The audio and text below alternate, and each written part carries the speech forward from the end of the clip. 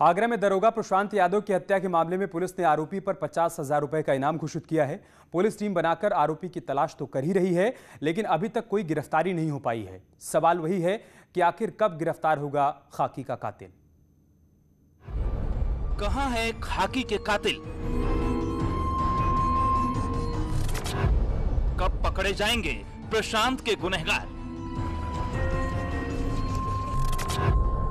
दारोगा के हत्यारे को गिरफ्तार करो।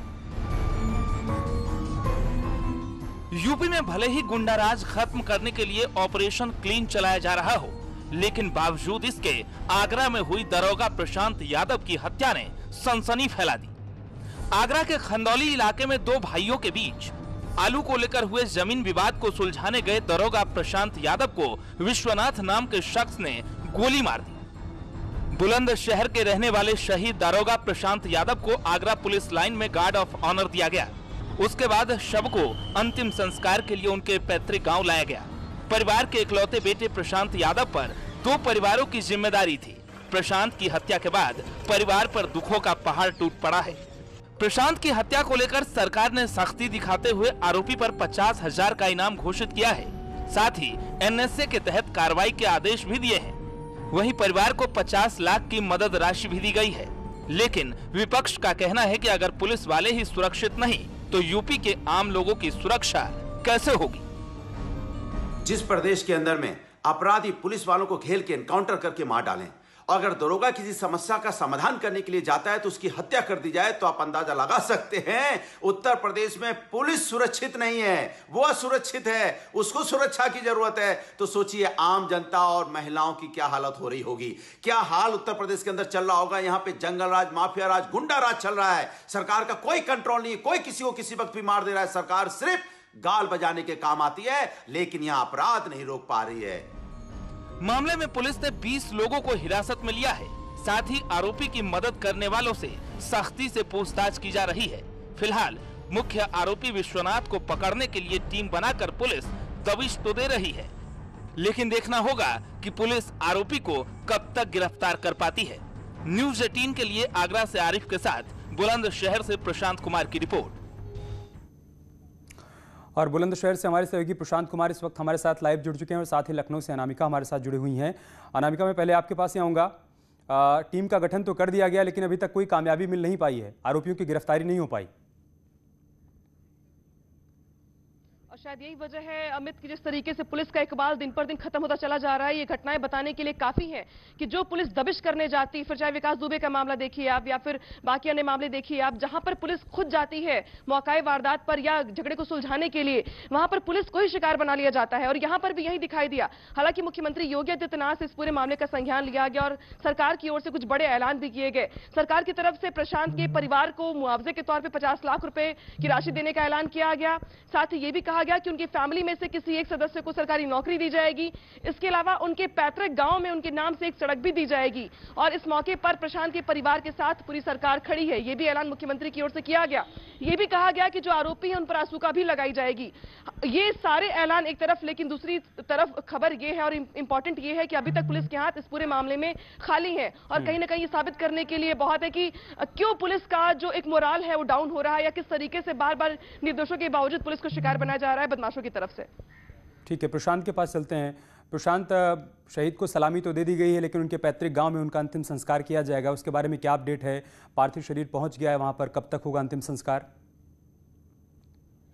जी अजय, आपको बता दूं कि परिवार के यहाँ लोग मौजूद हैं और उनका पार्थिव शरीर यहाँ आया था और उसके बाद आज अंतिम संस्कार उनका हो गया है और शस्त्र सलामी के साथ बाकायदा पूरा शहीद का दर्जा दिया गया है और उनको अंतिम संस्कार किया गया है।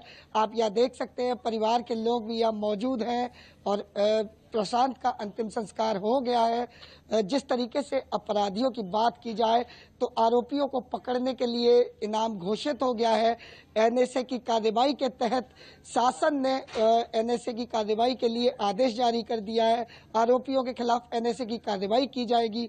वहीं पुलिस ने काफी टीम लगा दी गई है, कई टीमें पुलिस की लगातार दबिश दे रही हैं और जल्द से जल्द जितने भी कदम अब तक उठाए गए हैं प्रशांत, लेकिन सरकार की तरफ से, पुलिस की तरफ से, परिवार इससे संतुष्ट है या परिवार का क्या कहना है कि कार्रवाई से अभी तक वो संतुष्ट नहीं है जितना भी एक्शन लिया गया है? जी देखिए, परिवार अभी कार्रवाई से कोई संतुष्ट नहीं है। सीबीआई की जांच भी लगातार परिवार मांग कर रहा है। परिवार का कहना है कि उन्हें एक षड्यंत्र के तहत मारा गया है, तो पूरे शरीर पे उनकी चोटों के निशान भी बता रहा है परिवार। लेकिन ये अभी जांच का विषय होगा कि आखिर हत्या के पीछे क्या कारण रहा है, वो जांच का विषय रहेगा। आरोपी की गिरफ्तारी के बाद ही क्लियर हो पाएगा कि आखिर हत्या क्यों की गई थी। लेकिन फिलहाल पुलिस की कई टीमें लगी हुई हैं और जल्द से जल्द आरोपियों को गिरफ्तार कर जेलों भेज दिया जाएगा। सलाखों के पीछे जल्द प्रशांत के हत्यारे होंगे। लेकिन फिलहाल अभी परिवार संतुष्ट नहीं है और पुलिस की कार्रवाई पर भी सवाल उठा रहा है, जबकि प्रदेश के अंदर आज वर्दी भी सुरक्षित नहीं है। सही बात है अनामिका, लोग इसी बात को लेकर हैरान हैं कि आरोपी वारदात को अंजाम देते हैं, दरोगा को गोली मारते हैं, आसानी से मौके से फरार हो जाते हैं और इतना समय बीत जाने के बाद भी उनके बारे में कोई सुराग नहीं मिल पाता है। देखिए अमित, बिल्कुल जैसा कि सुनते हम चले आए हैं हमेशा से ही कि जैसे ही पुलिस मौके पर पहुंचती है बदमाश भाग जाते हैं। लेकिन बहुत सारे किस्से उत्तर प्रदेश में पिछले दिनों हमने देखे हैं जहां पर पुलिस पहुंचती है तो बदमाश भागते नहीं है, उल्टा पुलिस पे ही हमला कर देते हैं। और ये भी कुछ ऐसी घटना है जहां पर एक नौजवान दरोगा जिसकी उम्र बेहद कम है, जिसके पीछे पूरा परिवार है, पूरा परिवार जिसके इनकम का सोर्स से प्रशांत ही थे, इसके बावजूद इतनी बड़ी घटना को अंजाम देना। और ये भी बहुत महत्वपूर्ण है कि देखिए जैसे जैसे वक्त गुजर रहा है वैसे वैसे परिवार की जो शक की सुई है वो अलग अलग एंगल में घूम रही है और पुलिस के हाथ अभी भी इस पूरे मामले में खाली है। हालांकि इनाम घोषित कर दिया गया, पुलिस अपनी कार्रवाई के लिए टीमें गठित कर दी है, लेकिन ये बहुत हैरान करने वाला विषय है कि इतनी बड़ी घटना को अंजाम देने के बाद भी बदमाश पुलिस की गिरफ्त से बाहर है और अभी भी पुलिस सिर्फ लाठी पीट रही है। सही बात है। बहुत शुक्रिया आप दोनों का हमारे साथ जुड़ने के लिए और तमाम जानकारी हम तक पहुंचाने के लिए। आगे बढ़ते हैं। बुंदेलखंड के कई इलाकों में पानी की परेशानी दूर करने के लिए प्रशासन कई दावे कर रहा है। वहीं चित्रकूट में एक ऐसा गांव है जहां पानी की किल्लत से गांव में कुंवारे लड़कों की शादी नहीं हो पा रही है। गर्मी आते ही समस्या इतनी बढ़ गई है कि बेजुबान को पीने के लिए पानी नहीं मिल पा रहा है।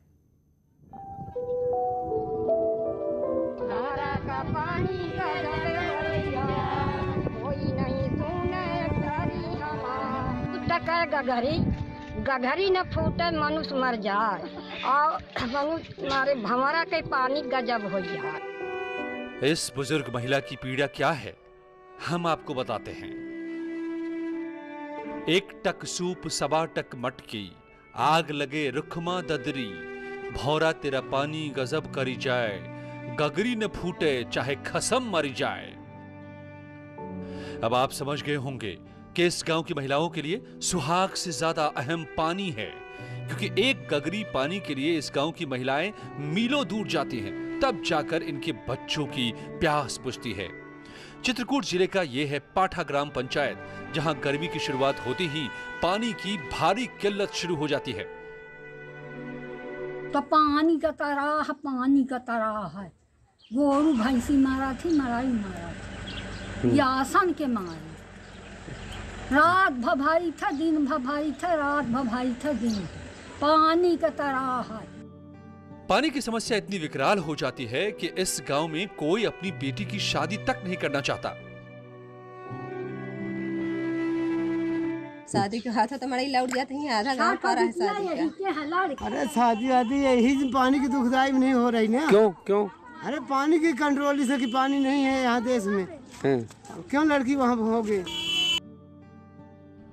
इस गांव में इंसान तो इंसान, बेजुबानों के लिए भी पानी मयस्सर नहीं है, क्योंकि गर्मी आते ही वाटर लेवल इतना नीचे चला जाता है कि गांव के हैंडपंप भी जवाब दे देते हैं। यही नहीं, पोखरी, तालाब और कुएं भी पानी की बूंद के लिए तरस जाते हैं।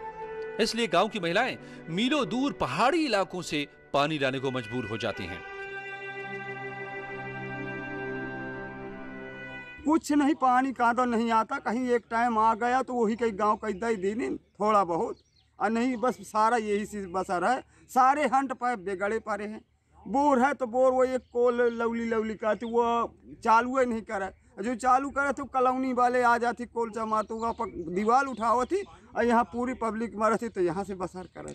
पानी कौन देगा? पानी जून में जैसे टेंकर सरकार के चल रहा है, 10-15 दिन बस 2-4 टैंकर पानी लाए यहाँ तो 2-4 डिब्बा बस ही बंद। कोई साइकिल से पानी के लिए दूसरे गांव का रुख करता है तो कोई बैलगाड़ी से पानी के लिए जद्दोजहद करता है। अगर किसी गांव के तालाब में पानी बच गया तो उसी दूषित पानी के लिए बैलगाड़ियों की लाइन लग जाती है। पानी की किल्लत इन गांव वालों की किस्मत बन चुकी है। हालांकि जिले के अधिकारी पानी की समस्या के समाधान का दावा करते नहीं थक रहे हैं। पाठा क्षेत्र की ग्राम पंचायतें हैं, वहाँ पे पानी का लेवल जो पेयजल है उसका लेवल गिर रहा है और 4 ग्राम पंचायतें ऐसी हैं जिसमें कि अभी से ही हमको जो है पानी की विशेष व्यवस्था करानी पड़ रही है। एक्चुअली यहाँ का वाटर स्टेटा नीचे होने के कारण जो पेयजल है वो उसमें हैंडपाइप में पानी छोड़ रहा है और हम लोग रिवोर करा रहे हैं, लेकिन लगभग 10 दिन 15 दिन के बाद प्रायः फिर से जो है रिवोर सक्सेसफुल नहीं हो पा रहा है।